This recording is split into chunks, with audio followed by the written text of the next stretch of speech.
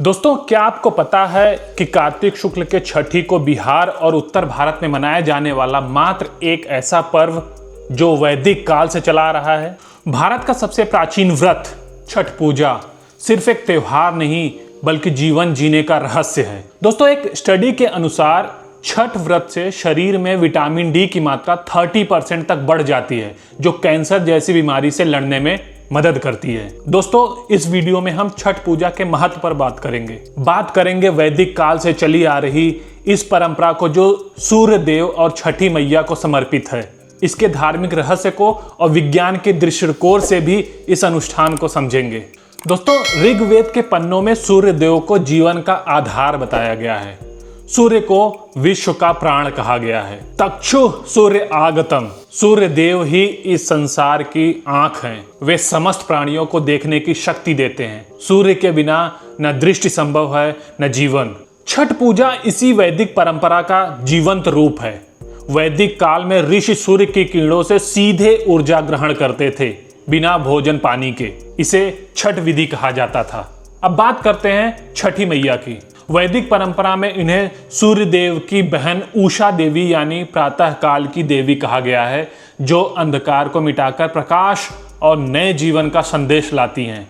उनकी पूजा में प्रकृति के 5 तत्वों जल, वायु, अग्नि, आकाश और पृथ्वी का संतुलन भी झलकता है। एक कथा के अनुसार प्रथम देवासुर संग्राम में जब असुरों के हाथों देवता हार गए थे, तब देव माता अदिति ने तेजस्वी पुत्र की प्राप्ति के लिए देवारण्य के देव सूर्य मंदिर में अपनी पुत्री छठी मैया की आराधना करती हैं। तब प्रसन्न होकर छठी मैया ने उन्हें सर्वगुण संपन्न तेजस्वी पुत्र होने का वरदान दिया था। छठ व्रत के संबंध में ऐसे ही अनेक कथाएं प्रचलित हैं।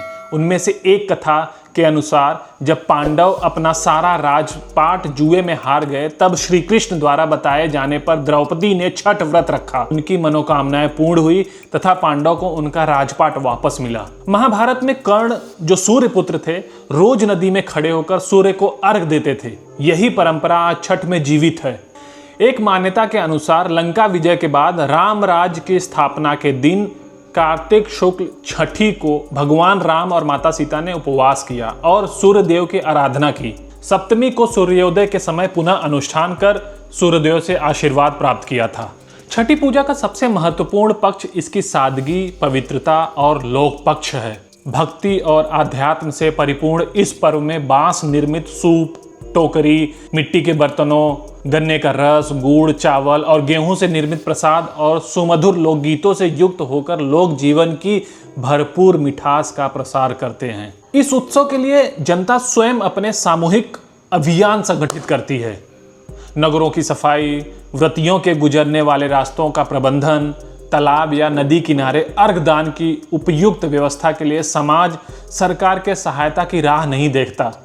यह सामान्य और गरीब जनता के अपने दैनिक जीवन की मुश्किलों को भुलाकर सेवा भाव और भक्ति भाव से किए गए सामूहिक कर्म का विराट और भव्य प्रदर्शन है। अब दोस्तों, छठ पर्व को वैज्ञानिक दृष्टिकोण से देखा जाए तो छठी तिथि को एक विशेष खगोलीय परिवर्तन होता है। इस समय सूर्य की अल्ट्रावायलेट रेज पृथ्वी की सतह पर सामान्य से अधिक मात्रा में एकत्र हो जाती हैं। पुराने काल में ऋषिगण सूर्य की किरणों से ही ऊर्जा ग्रहण करते थे।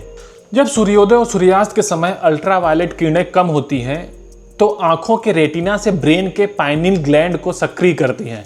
इससे सेरोटोनिन बढ़ता है जो डिप्रेशन भगाता है और निर्जला व्रत या ऑटोफैगी प्रक्रिया शुरू करता है। शरीर खुद को डिटॉक्स करता है, यानी शरीर का अपने ही अंदर के बेकार, खराब या पुराने कोशिकाओं को खाकर खुद को साफ करना। इससे इम्यूनिटी बढ़ती है और नदी में खड़े होकर अर्घ देना शरीर के बायो इलेक्ट्रिक फील्ड को स्थिर करता है, तनाव कम रखता है। दोस्तों, अब आइए छठ के 4 दिनों की कहानी सुनते हैं। यह व्रत इतना कठिन है कि 36 घंटे निर्जला उपवास रहना पड़ता है। लेकिन क्यों? क्योंकि यह परिवार की खुशहाली, संतान की रक्षा और आत्मिक शुद्धि के लिए होता है। छठ पर्व का पहला दिन, जिसे नहाय खाए के नाम से जाना जाता है, उसकी शुरुआत चैत्र या कार्तिक महीने के चतुर्थी शुक्ल से होता है। सबसे पहले घर की सफाई कर उसे पवित्र किया जाता है। उसके बाद व्रती अपने नजदीक में स्थित गंगा नदी की सहायक नदी या तालाब में जाकर स्नान करते हैं। व्रती इस दिन नाखून वगैरह अच्छी तरीके से काट कर स्वच्छ जल से अच्छी तरीके से बालों को धोकर स्नान करते हैं। व्रती इसी दिन सिर्फ एक बार ही खाना खाते हैं। छठ पर्व का दूसरा दिन, जिसे खरना के नाम से जाना जाता है, चैत्र या कार्तिक महीने के पंचमी को मनाया जाता है। इस दिन व्रती पूरे दिन उपवास रखते हैं। अन्न तो दूर की बात है, सूर्यास्त से पहले पानी की एक बूंद तक ग्रहण नहीं करते। शाम को चावल, गुड़ और गन्ने का रस का प्रयोग कर खीर बनाया जाता है। खाना बनाने में नमक और चीनी का प्रयोग बिल्कुल नहीं होता। इसके बाद अगले 36 घंटे के लिए व्रती निर्जला व्रत रखते हैं। छठ पर्व का तीसरा दिन, जिसे संध्या अर्घ के नाम से जाना जाता है, इसमें व्रती नदी या तालाब के किनारे जाकर सूर्यास्त से कुछ समय पहले सूर्यदेव की पूजा का सारा सामान लेकर घुटने भर पानी में जाकर खड़े हो जाते हैं और डूबते हुए सूर्यदेव को अर्घ देकर 5 बार परिक्रमा करते हैं। चौथे दिन कार्तिक शुक्ल सप्तमी की सुबह उदयमान सूर्य की विधि विधान से पूजा कर अर्घ दिया जाता है और प्रसाद खाकर व्रत पूर्ण करते हैं। दोस्तों, छठ पूजा सिर्फ एक पारंपरिक उत्सव नहीं, बल्कि वेदकालीन, प्रकृति अनुकूल, विज्ञान समर्थित और आध्यात्मिक महापर्व है। आज हमने छठ पूजा की इस दिव्य कहानी को जिया है। यह पर्व सिखाता है, प्रकृति से जुड़ो, आभार मानो और जीवन को उत्सव बनाओ। दोस्तों, अगर यह वीडियो आपको पसंद आया हो तो लाइक करें, कमेंट में अपनी छठ की यादें शेयर करें, चैनल को सब्सक्राइब करें, बेल आइकन दबाएं ताकि अगली आध्यात्मिक कहानी मिस न हो। नमस्कार। छठी मैया की जय।